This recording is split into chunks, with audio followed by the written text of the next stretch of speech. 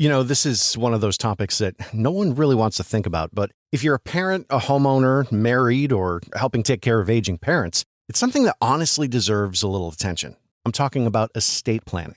And before you tune out thinking it's complicated or expensive, that's actually why I want to mention Trust and Will. Trust and Will makes estate planning feel way less intimidating than it sounds. They offer modern, attorney-designed wills and trusts that you can create online. And the process is surprisingly straightforward. In fact, you can create a will in as little as 30 minutes. That includes things like guardianship for your kids or pets, how your assets are distributed, and even healthcare directives. Don't wait until it's too late. Protect your loved ones with Trust and Will, the most trusted name in online estate planning. Go to trustandwill.com/future to get 20% off. That's trustandwill.com/future for 20% off. trustandwill.com/future. Your daily dose of sports talk is here. Highlights, interviews, and analysis. From the entertainment capital of the world, SportsWrap with Jason Page starts now. Welcome to it, this Wednesday edition of the show. We got a lot to do over the next 60 minutes. We are jam-packed for the hour today. Kurt Heelan a little later on to talk about the NBA. NBC Sports NBA Insider, the man behind Pro Basketball Talk at NBCSports.com. We'll get into it with him on a whole host of issues. College basketball. The first four held on Tuesday night, the first 2 of 4 games to be held there. We'll get into that a little bit later on as well. And we will be joined by David Aardsma coming up in about 10 minutes to talk about what we are about to talk about right now in the big story. And the big story today, twofold, starting with the World Baseball Classic, where the U.S. lost to Venezuela in an exciting game, 3-2, championship game down there in Miami last night. And look, there's no getting around it. This is a disappointment for USA Baseball. I mean, we're talking about America's pastime. But in watching Venezuela and the Dominican Republic and Puerto Rico and Cuba and Mexico, and even throw Italy into the mix. And there were other teams, Great Britain, the Netherlands, blah, blah, blah, Chinese Taipei, Korea, we can go on and on. All these teams that played in this World Baseball Classic. Is it time for us to start moving away from the idea that baseball is America's pastime and really start talking about it in the context of being the world's pastime? I know the NBA is a really universal sport, and soccer is a very worldly sport, and it's played all over the world. And the NFL is trying to expand into other markets, but it's the NFL. There's just only so much you can do in that regard. Yes, you can bring in fans from those places, but in terms of those places becoming football, American football-loving countries, there's only so much you can do. And yes, hockey has a worldly nature to it, but in some parts of the world, they wouldn't know a hockey puck from a basketball. While we talk about these things in terms of trying to globalize sports, baseball really is one of those sports. We've seen Australia. I mean, it really is all over the World Baseball Classic. And in watching the way other countries that are, south of our borders have embraced this game, it really does make you wonder if we're talking about the world's pastime as opposed to America's pastime. I think it's a very fair thing to bring up. All right. I don't want to be the negative guy, okay, which is why I started off the conversation with sort of the argument about this being the world's pastime. But there's just no getting around the fact that some guys coming out of this series are going to be viewed less favorably than others are. And rightly or wrongly, that's just the reality of a series and a tournament that had so much attention, so many eyeballs. Go look at the TV ratings. You had record numbers for that U.S. Dominican Republic game. And I suspect, which I think peaked at like 7 or 8 million viewers or something like that the other night. I suspect this game against Venezuela will be an all-time record for the World Baseball Classic in terms of viewership within the United States, and then obviously whatever it does around the world. But as you come out of that, a lot more eyeballs means a lot more attention on guys that didn't perform to expectation. Cal Raleigh takes a huge hit coming out of this World Baseball Classic.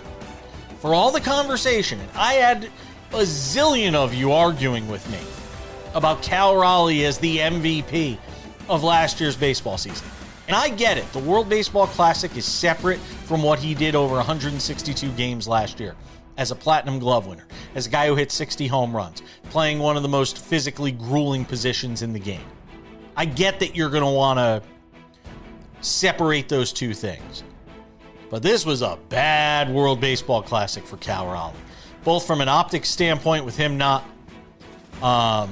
giving love to his teammates, as well as his performance on the field, which was non-existent. 2, Aaron Judge.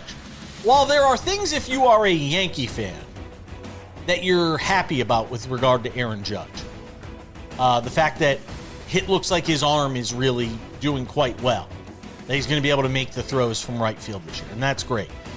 Other than performing early in this tournament from an offensive standpoint, he was abysmal in big spots in the quarterfinals, semifinals, championship game.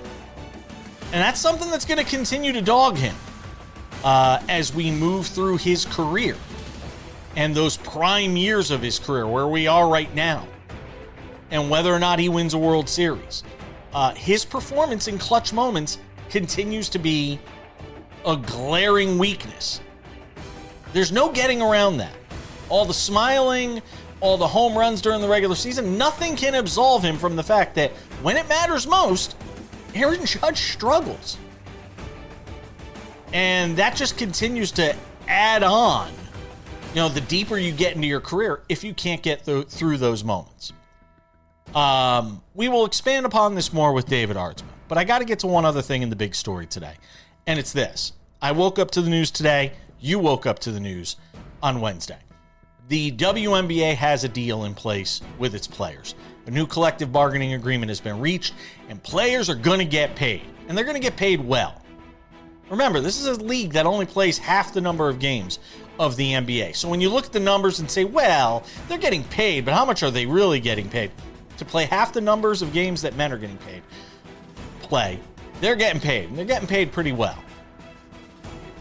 Is it where it's ultimately going to be in 5 or 10 years? Probably not. I think they're going to make a lot more in the future. But this is a huge step forward for women's athletics and acknowledging the value of women in professional sports today.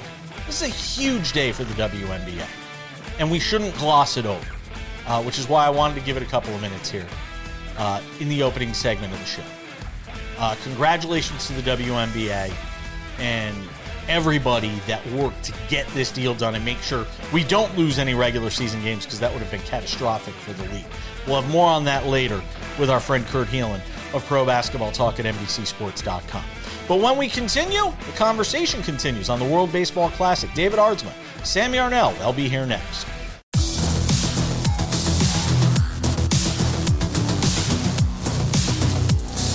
Welcome back to the show. You heard me talk about it in the big story. Now let's get the thoughts of, one expert and one guy that wishes he was an expert. How's that? There you go.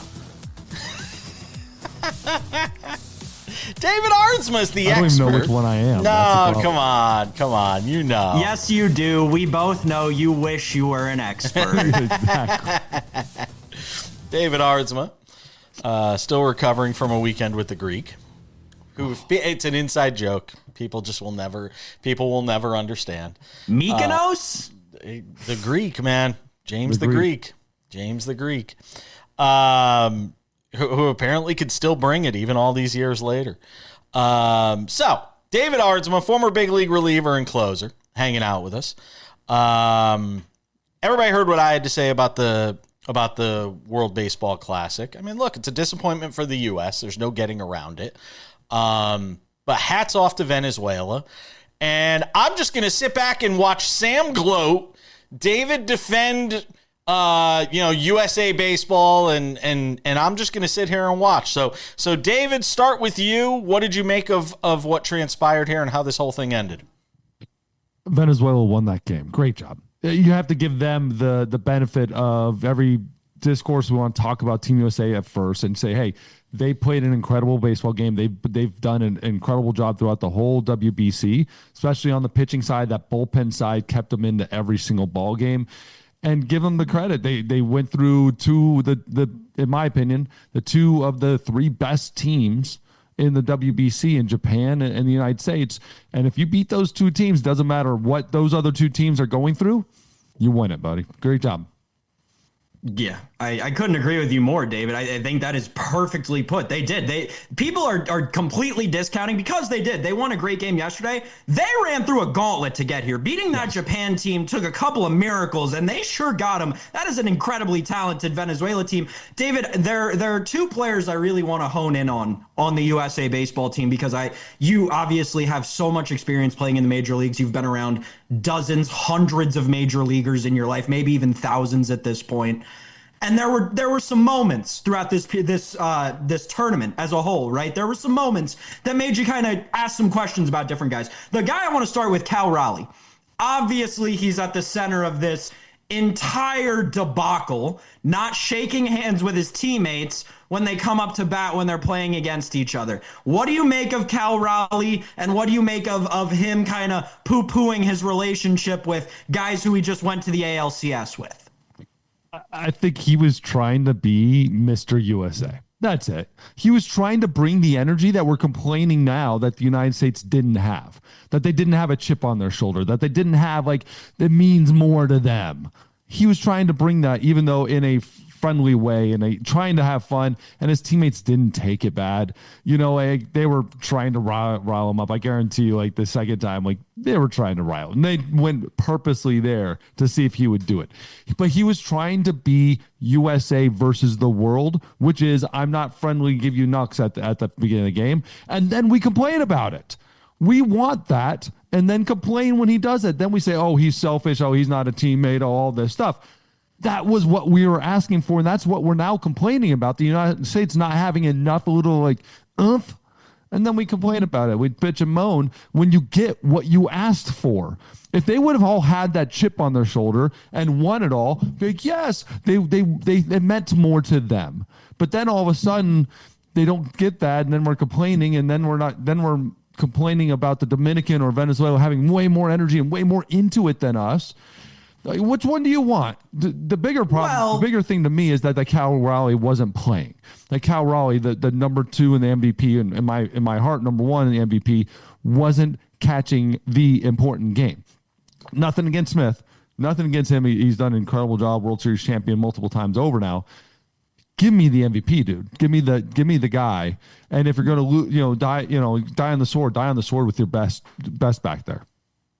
Yeah, I guess the one thing I'll just push back on a little bit is I don't think that that's necessarily what we, the fans, wanted when we say we want to see passion. And I do think, David, that this is a confusion that happened across the USA baseball team. And there, a few different examples you can go down the line of this warhood mentality that the USA team was bringing to this entire tournament as a whole that didn't really make sense. They were kind of cosplaying as the National Guard or something. I didn't really get it. But I think what we did want, right, as the fans was what we saw in other knockout games, right, which was, two guys from different teams, from different countries can go up and give each other a hug before they play an incredible baseball game against each other. The other player on this USA team I wanted to ask you about is one that you and I have talked about almost ad nauseum since before the tournament started. It's Tarek Skubal.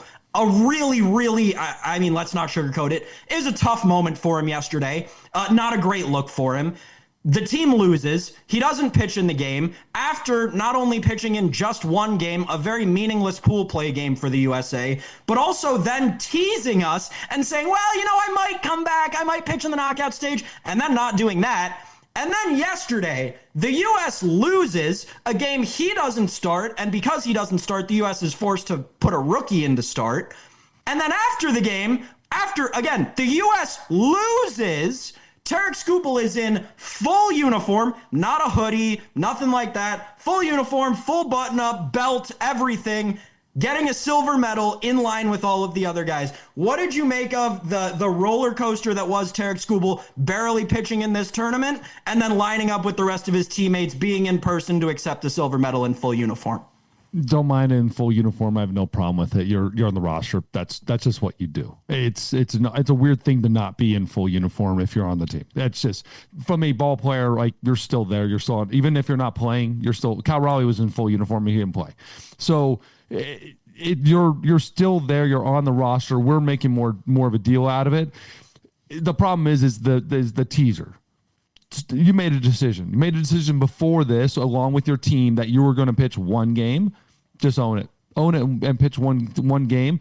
And now I hope he realizes how much more important it is, and that you can pitch 2 games. If we get in 3 years Tarek Skubal coming out and pitching multiple games, we all win. We all look at this and don't think anything about it. The issue, the bigger issue, I know we're going to hit this at some point, is a disconnection between, is it more important than the World Series? Is it more important than the Olympics? Is it the where are we standing? Because every other team is a united conversation. That representing your team means more than anything. We need to get that connection, and that starts from the top down, and it starts from the leader down. David Aardsma is going to hang out for one more segment. We continue the conversation with him on the World Baseball Classic. Coming out of this WBC, a whole bunch more. Don't go anywhere.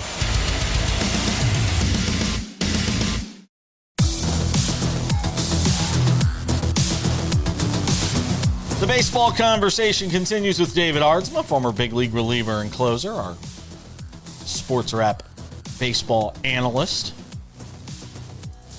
You mentioned it. The passion. So I'll kind of piggyback off what you were talking about at the end of the segment. How this all moves forward with the Olympics. The bottom line is this whole thing, when we get a week away from it, I don't know how much people are going to be talking about because we'll be getting into spring training and the start of regular season games, but all of this should be a net positive for baseball. It should be an all net positive. I loved it. The ratings are going through the roof. Yeah. The energy throughout the whole series, and looking back at 2006 to now, it is incredible how they've grown this. And they've grown it to a point where we have to have real serious conversations about moving it in that mid-season area. And I think that should be a done deal. Do the pre-rounds before, during spring training, do the quarter, semis, and finals, right in the All-Star break. We saw hockey do it. And the energy on the first year ever doing that on an Olympic year, and that energy from that, and that carried over into the Olympics. We should be doing this without a doubt. I absolutely love everything about that. But yes, the discourse of, is it bigger than the World Series? Is it not? Every other team obviously is looking at this as bigger than the World Series. Or let's maybe change the conversation. Say whether it's bigger or not doesn't matter. It should matter for what it is. And that's I think that needs a conversation, needs a change. Is it might not be bigger than World Series, or it doesn't matter to us. It just is huge. And it should matter to be an American or to be a Dominican. I think there is a conversation that needs to be had, though, about Dominican energy, Puerto Rican energy, Venezuelan energy, and trying to create a conversation saying America's not into it because we're not showing the energy the same way. Watch the Caribbean World Series. Watch a Dominican game. Go down to Mexico and watch a Winter League game. But don't try to tell me that they're more into it just because they're jumping around and jumping and going crazy. There is a quiet confidence. There's American way to play the baseball game, and you're just as into it and just as focused and love the game the exact same way. Just show it different. And so we're trying to create this us versus them idea. Like America wasn't into it. You know what? We were. Absolutely, they were into it. And they actually played really well. They just didn't hit as well as Venezuela. They beat the Dominican. The Dominicans jumping all over the field, going nuts every single play. They beat them. That's cool. That's confidence. That's this. Well, then all of a sudden you give up a run in the 9th inning, and all of a sudden you don't have confidence, and your team sucks, and you're not into the baseball game. But watch Bryce Harper when they hit that home run. Watch the whole team. They were all on the field going crazy. I didn't see now, but see, I watched that Bryce Harper home run, which, by the way, great moment for him.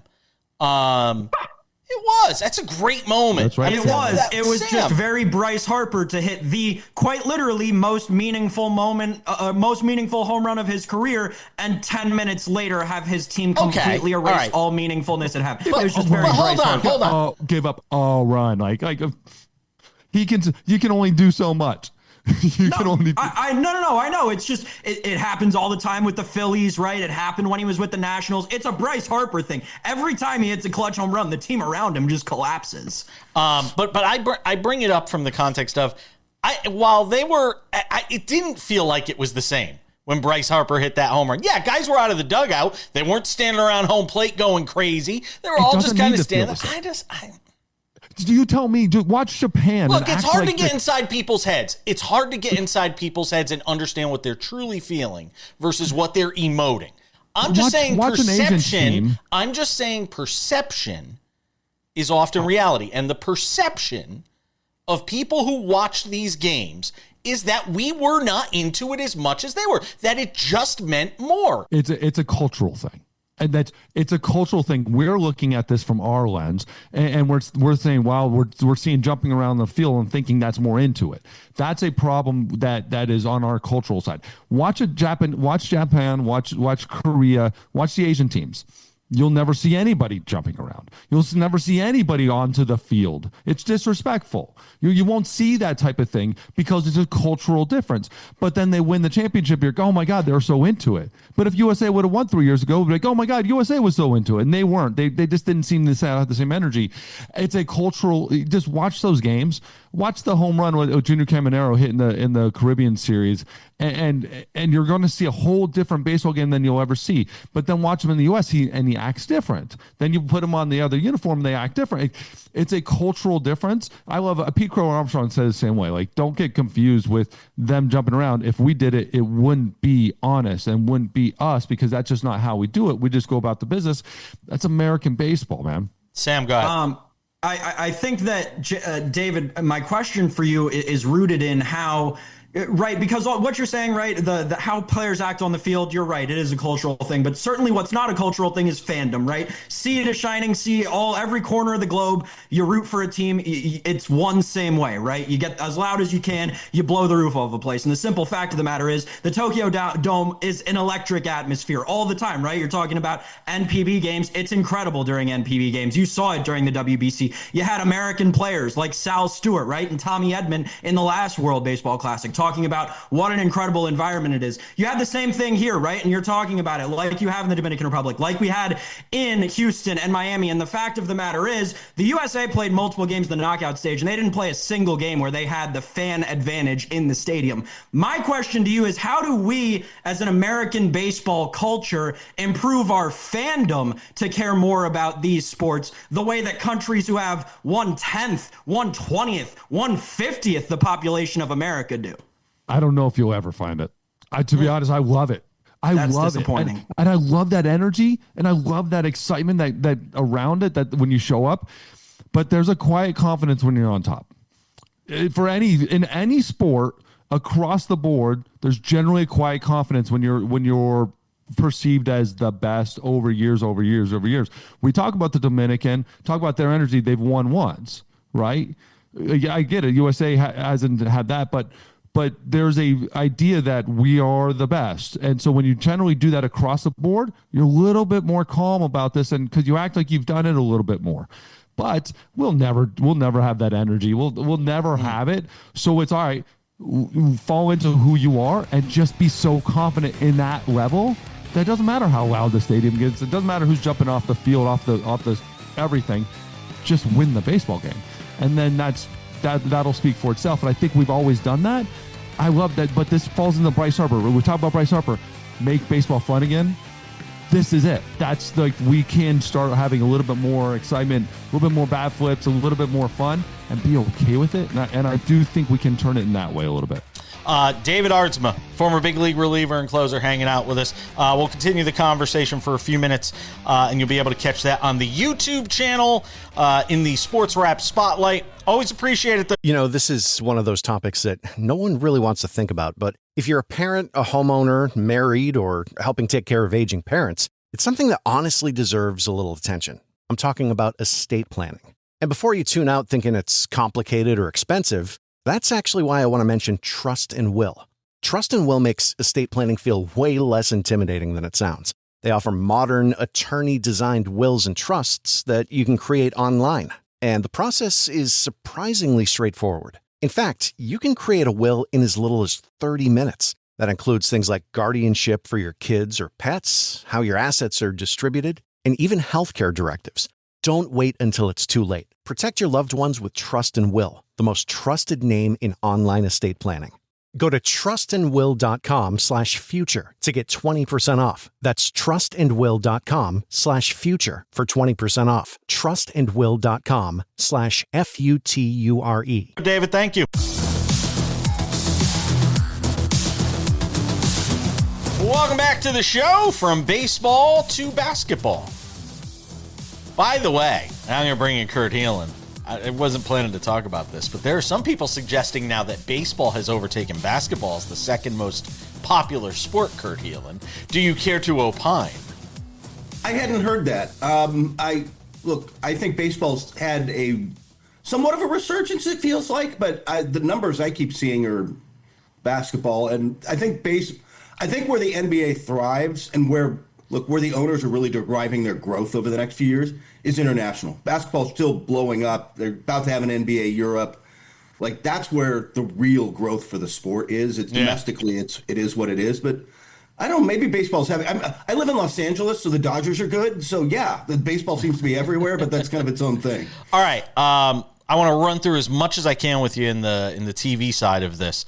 Anthony Edwards, this knee injury. How significant is it both from a seeding standpoint for the T-Wolves, and where they stand in the West, and obviously making sure you have him healthy for the postseason?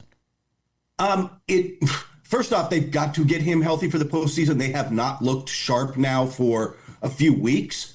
They helped their seeding position a lot last night by getting a win over Phoenix, they're the 6th seed.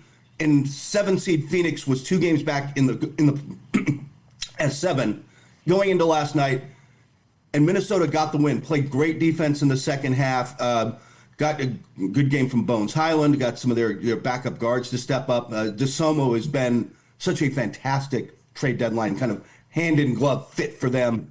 Getting him, freeing him from Chicago to go play meaningful basketball, and they got that win. Now they're 3 games up with, about 14 to play. I don't know exactly what the number is. Phoenix isn't playing well enough to make that ground up, probably, but they can't go on a losing streak, and they've got to find a way to get their rhythm back, because they could get the Lakers in the first round if things shake out this way right now. It'd be 3-6 would be Lakers, Minnesota. Minnesota won that last year, but if you watch both of these teams recently right now, I'd take the Lakers. Kurt Heelan, by the way, of Pro Basketball Talk at NBCSports.com, hanging out with us, in case I forgot to mention that. Speaking of the Lakers, playing their best basketball of the season, peaking at the right time. You got LeBron at 41, diving all over the floor for loose balls, and seeming to understand that post most recent injury, his role on this team may have changed some, and seemingly accepting said role. Give me some thoughts on the Lakers right now. People are high on them. Yeah, as they should be. This is a team that's always been a little dangerous because they had Luka, but they battled injuries all year. I mean, LeBron's missed a bunch of time. Ant's missed a bunch of time. There were concerns about the defense, which is really what had held me back from moving them up in the standings. But they have kind of found that in recent weeks. They have a lot more Marcus Smart, LeBron playing a role, like you said, and kind of focusing a little more on defense. The thing is, he can still help you out he's a perfect third guy right now at this point in his career, because he can still dial it up for a night. Like, you can still get some really great LeBron games. He can't bring it for 82 like he once did. the other real key for them lately is they have gotten the best out of DeAndre Ayton. And you can bet on that consistency if you want. That's one of the questions. But if he's playing engaged basketball like he did with the Suns when they were with Chris Paul and made that finals run, like, this is a Laker team that I still think they're maybe third best in the West. I don't think they're on the tier of San Antonio or Oklahoma City. But getting to the second round would be a big step forward for this team, and that's really within reach the way they're defending.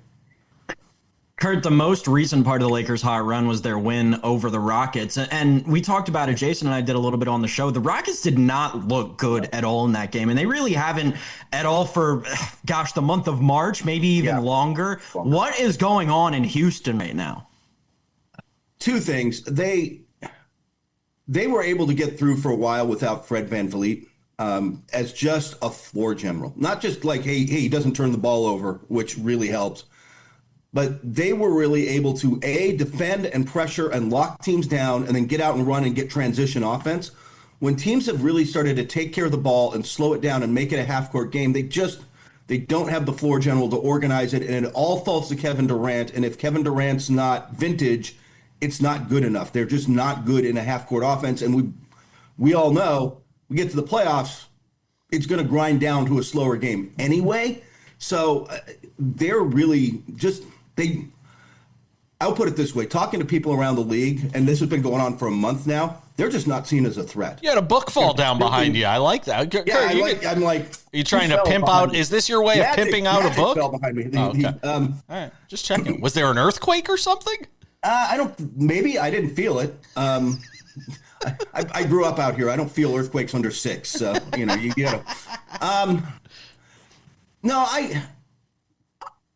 With Houston, they really need to take a look in the offseason at how to restructure the offense a little and they've got all the talent. They've got enough talent, but it isn't defending. They aren't defending well enough as a team. And around the league for a month and a half now, nobody's seen them as a contender. Nobody thinks they're a real threat in the postseason. Is it a coaching issue? Is it an Ime Udoka issue? I don't think they're there yet. But players are not.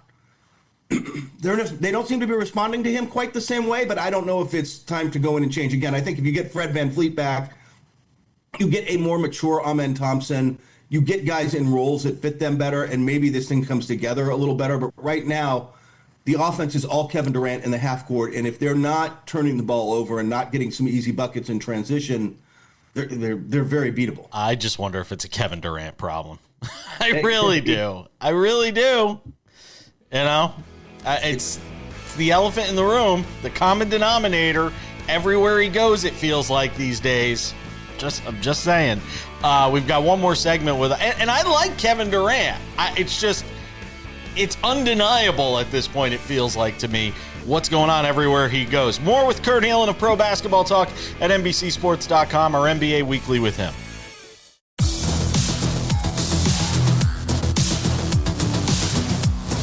Our NBA Weekly with Kurt Heelan of Pro Basketball Talk at NBCSports.com. Continuing. He's put his set back together over there. Books falling down. It's like a poltergeist in his house or something, knocking books over. I just assume it's the cats until proven otherwise. That's all their fault. So look, you and I have talked on air, off air about this expansion stuff. I had even talked to people out here in Vegas who didn't even think the Vegas thing was as close to happening as it now apparently is. Yeah. I mean, it's March of 2026. They're talking about an NBA team starting play here for the season of 28-29. How surprised were you that this sort of sprung up and it feels like we're on the verge of NBA expansion in a couple of years? It moved really much more quickly than I think a lot of people expected. Adam was pumping the brakes as recently as the All-Star game when he did his media tour, media availability. He said, we are going to talk about it at the governor's meeting in March. We are not going to vote on it. And between then and now, they're going to vote on it. Like a month later, they're like, no, we're voting. We're voting, which means, look, Adam Silver's a smart guy. He counted the votes. There's a vote now because he has the votes, because there is momentum to do this now. The numbers have gotten big enough where you're talking, again, they're using broad stroke numbers, 7 to 10 million for the expansion fee. You look at it this way: if it's 7.5 per team, just keep it on the low end. That's 15 for 2 teams. That's a $500 million check to each owner that they do not have to share with the players.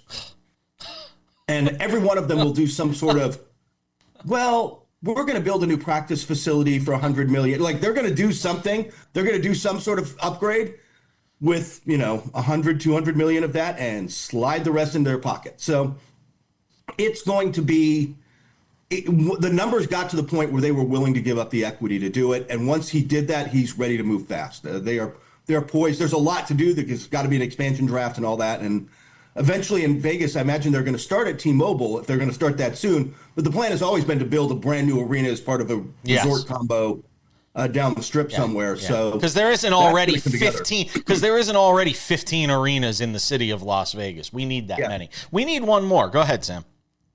Kurt, the other expansion team in Seattle, someone postulated this yesterday, and I've got to run it by you.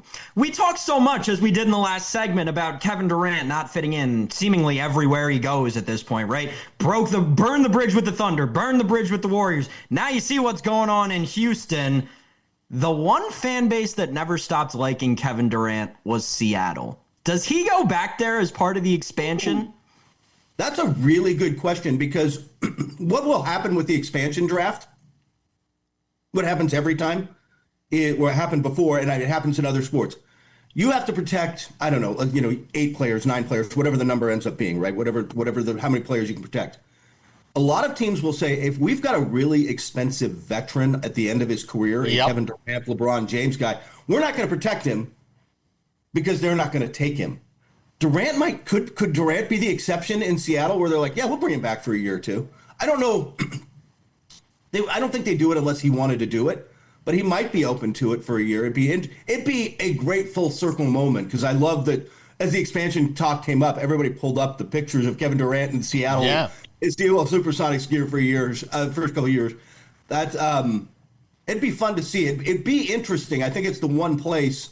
By the way, they are going to put restrictions on them. They're not going to be able to get top draft picks for a couple of years. There's going to be, they're not even going to get full revenue shares for a couple of years. It's going to be hard for those teams to build quickly. It is not going to be the Golden Knights. I think of Andres Galarraga. When the Rockies launched, Andres Galarraga was one of those kinds of guys there in Colorado. Will they be the Sonics? Yes. In fact, part of the move to Seattle, part of move to Oklahoma City was they could not take the logo. Okay. They could take and the imaging. They could not bring any of it. They have the team records technically, right? But if the deal was if the Sonics ever came back, they even get the record books back. Okay, that's what I want. And yeah, Sam's thrilled about that. That was the first thing on his mind. In the last 2 minutes, this WNBA collective bargaining deal. Obviously a huge deal. Lots more money going to the players. What's your big takeaway for sort of the top line view on it? I think there's one thing for people to grasp how big a change this is. Last year, the max salary any player could get from the WNBA, Clark, whoever, name your big star. Yeah. $250,000. Next season, the minimum salary is going to be a little over $300,000. Wow. It is going to be that kind of leap for them. But the real key for them, and they didn't get the number they ultimately wanted, but they got a piece of revenue sharing. It's just a hair below 20%, I believe. If they're close to 20% of revenue sharing, again, that's not close to what some of the other leagues have, but it's revenue sharing for a league growing crazy fast. And that's huge for them. They needed to get a share of that and get a piece of the pie. So as this league grows, they get some of the money. That's the big deal for them. That's the big takeaway. This was, at this point, as good a deal, I think, as they were going to be able to get. And it gets them, man, if the average league salary jumps to $600,000, which it's supposed to under this deal, that's now you're talking at least fair, reasonable money for the best players in the world to ply their craft. And you know what? At the end of the day now, they don't have to, a lot of these players won't have to go play in other leagues. Right. They won't have to go play overseas. you will now have that option. You will see some players, especially I think at the lower end, still do that. But your best players don't have to go play a second season to make money and that kind of money, and that's huge. And it's better for their bodies, by the way. The year-round stuff wore people down. I agree. Kurt Heelan, Pro Basketball Talk at NBCSports.com. Check him out there. Always appreciate you, my friend. Have a great week. You too, sir.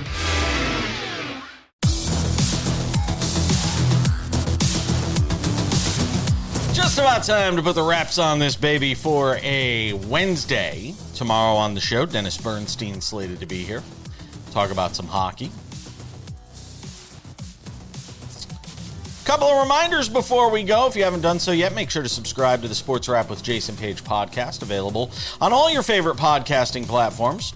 Spotify, Apple Podcasts, YouTube Podcasts, iHeartRadio, TuneIn, Odyssey, Amazon. Anywhere you get a podcast, you can listen to this show. Crystal clear audio, Monday through Friday. Go and subscribe today. 45 minutes waiting there for you early each afternoon. The Sports Wrap with Jason Page YouTube channel is the place for all things Sports Wrap with Jason Page. We've got the TV show there Monday through Friday, 45 minutes, commercial-free, waiting for you. We also have extended conversations in the Sports Wrap Spotlight, the NBA Weekly with Kurt Heelan, which you see on TV, but a lot of times there's more conversation that takes place after we're done doing the TV portion of it. You can get that in the Sports Wrap NBA Weekly, which is available on our YouTube channel. Also, Sports Wrap Shorts available there. Sports Wrap Shorts, 1 to 3 minute long videos, news breaks. Boom, we jump in with a Sports Wrap Short. Last night, perfect example, Venezuela beats the United States. As soon as the game ends, you go to our YouTube channel, bang, Sports Wrap Short waiting there for you, talking about the game, highlights included. Sports Wrap Shorts also available on our TikTok, Sports Wrap Jason Page, and on our Instagram, you guessed it, Sports Wrap Jason Page. And now, without any further delay on this Wednesday edition of the show, it's time for some odds and ends. Odds and ends, Sam Yarnell. Boy, they played a couple of good ones last night in the NCAA tournament's first four. Good to hear Dick Vitale, by the way. And you know what? For all you party poopers out there that are talking about, I couldn't stand hearing Charles Barkley and Dick Vitale trip all over each other. Dick Vitale's been doing the NCAA basketball games for 1,000 years. Let the guy call a game before, his time on this earth is done, for crying out loud. Sometimes people are just looking for reasons to be angry about something, Sam. Drives me bonkers. Sorry. Had to get that off my chest. Congratulations to Howard. They win their first NCAA tournament game. They beat UMBC. We're able to hold them off. And Trayvon Mark, wow. The game-winning bucket, bailing out Sean Miller in Texas after they were throwing up all over themselves late in that game, Sam Yarnell, as Texas moves on with a win over NC State. Yeah, Jason, a couple of great basketball games, just like we said with Bill Bender on Monday, right? The first four always overlooked by everybody, and you almost always end up getting really good basketball, as you did in both games last night and as you hope to get in both games tonight.